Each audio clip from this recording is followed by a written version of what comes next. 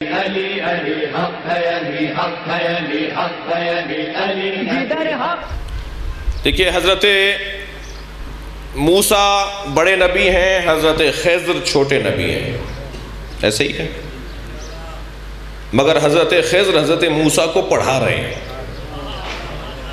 قرآن میں سورہ نحل کے اندر پورا واقعہ ہے، حضرت موسیٰ کو حضرت خضر پڑھا رہے ہیں۔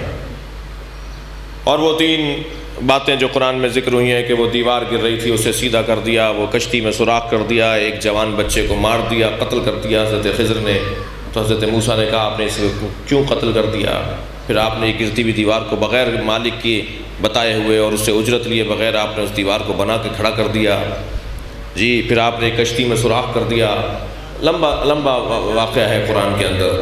تو حضرت خضر ہر سوال کے اوپر کہتے تھے کہ تم میں برداشت نہیں ہے، میں نے تمہیں روکا تھا، تمہیں سمجھایا تھا مجھ سے سوال نہیں کرو گے، مگر تم مجھ سے سوال پر سوال کر رہے ہو، لہذا ھذا فراق بینی و بینک، میرے اور تمہارے درمیان اب جدائی ہو گئی ہے۔ تیسرا سوال انہوں نے کیا اور حضرت خضر سے کہا کہ حضرت موسیٰ سے فرمایا حضرت خضر نے کہ اب میں تمہارے ساتھ نہیں چل سکتا۔ اور پھر تینوں باتوں کو بتایا کہ میں نے سوراخ کیوں کیا تھا، میں نے دیوار کیوں ٹھیک کی، میں نے اس لڑکے کو کیوں مارا، وہ تینوں کے جواب دیے حضرت خضر نے۔ حضرت خضر موسیٰ کو پڑھاتے ہیں اور حضرت امام موسیٰ کاظم حضرت خضر کو پڑھاتے ہیں۔ صلوات پڑھ ذرا محمد و آل محمد۔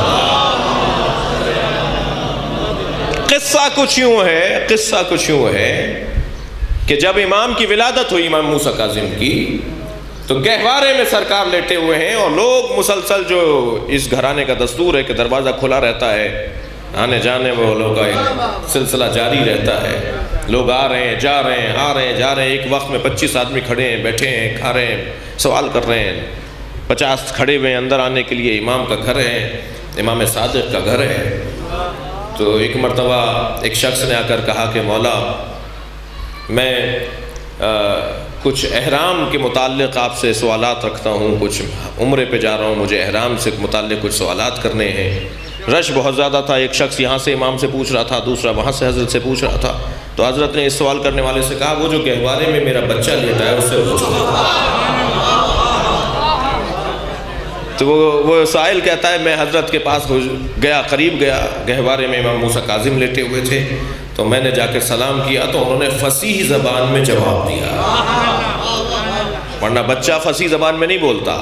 اگر بچہ بولنا بھی شروع ہو جائے 1-2-3 سال کے بعد تو اس کی زبان فصیح نہیں ہوتی۔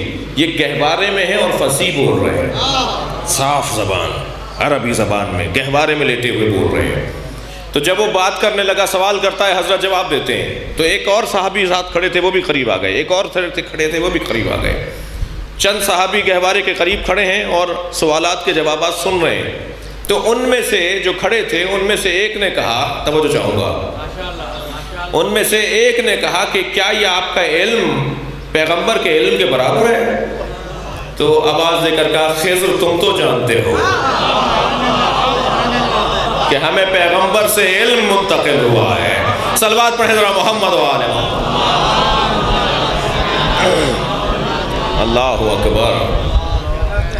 یکون علیہم حجۃ، سب پر روشن ہوگا کہ یہ امام ہے۔ نہ ماننا اور بات ہے، بہت سارے لوگ اللہ ہے اس پر اتنی دلیلیں، لوگ نہیں مانتے۔